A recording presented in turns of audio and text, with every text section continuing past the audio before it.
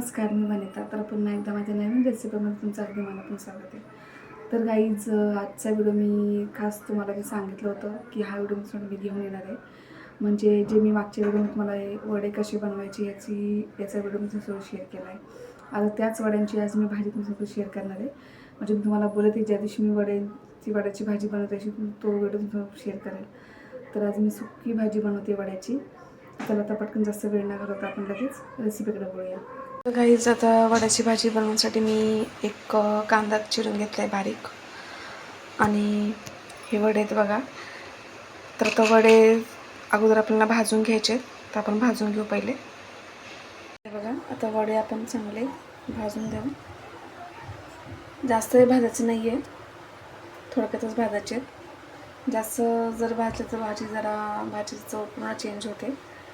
आणि कधी पण याची भाजी बनवण्यासाठी पहिले वडे भाजूनच घ्यायचे. तर गाईज, हे बघा, आता आपले वडे भाजलेत बघू शकता. तर आपण वडे काढून घेऊ. आणि आता हा जो कांदा आहे तो आपण आता तेल टाकून मस्तपैकी फ्राय करून घेऊ. वडेमध्ये त्यात थोडे आपण जिरे टाकूया. आणि हा जो कांदा आहे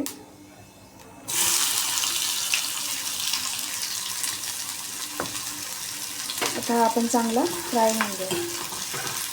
ब्राऊन होईपर्यंत याला आपण चांगलं तळून घेणार आहोत.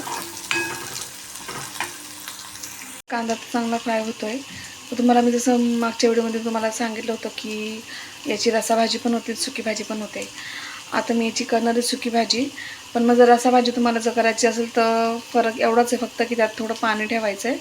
आणि जर नसेल रसाभाजी करायची तर तुम्ही पाणी पूर्ण आटवायचं, एकदम सुकी करायची.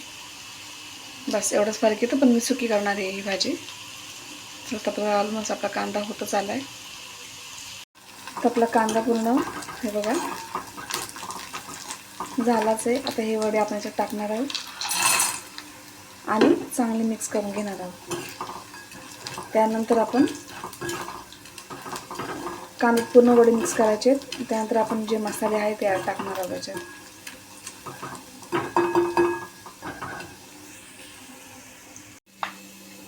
तर अर्धा चमचा हळद, 1 चमचा लाल तिखट, ही थोडी अर्धी कमी तिखट आहे म्हणून,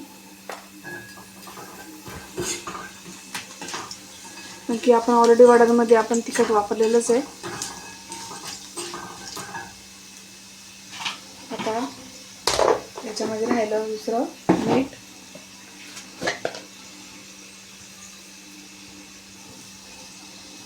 मीठ थोडंच टाकूया कारण की वड्यांमध्ये पण मीठ आहे.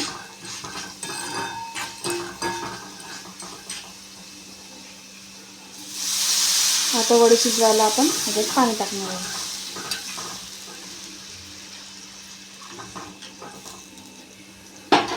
आता याच्यावर आपण झाकण ठेवून चांगले 5 ते 10 मिनिटं आपण वाफ काढून घेणार आहोत. आता चेक करू की हे बघा, आता रस्सा थोडासा कमी होत आलं आहे. आता तुम्हाला जर रस्सा भाजी पाहिजे तुम्ही एवढं ठेवू शकता. आपण वडे शिजलेत की नाही बघू पहिले. वडे पण चेक करावं लागतं शिजलेत की नाही.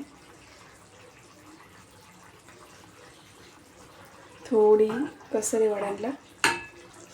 तर आपण अजून अशी पण आपण सुकी भाजी करायची. तर अजून आपण थोडा वेळ 5-1 मिनटं परत झाकण ठेवूया. तर काही आता भाजी झाली की नाही बघू आपण चेक करू. तर हे बघा, त्यात पाणी टाकलं पूर्ण आटलंय. आता पाणी तर टाकावंच लागतं आपल्याला. जर तुम्हाला सुकी जरी बनायचं असेल तरी पाणी टाकूनच आपण बनवलं तर, कारण की वडे शिजायला लागतात म्हणून. झाकून ठेवलं का वाफेने पटकन शिजतात. आपण गॅस बंद करू आता.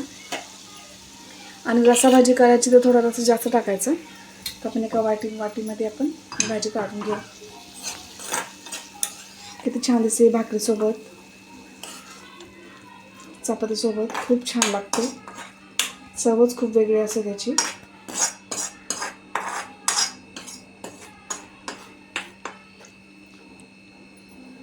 आमच्याकडे ही भाजी लग्नामध्ये खूप बनवली जाते.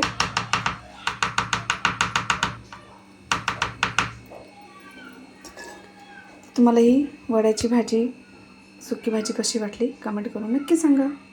तुम्हाला ही वड्याची सुकी भाजी कशी वाटली कमेंट करून नक्की सांगा.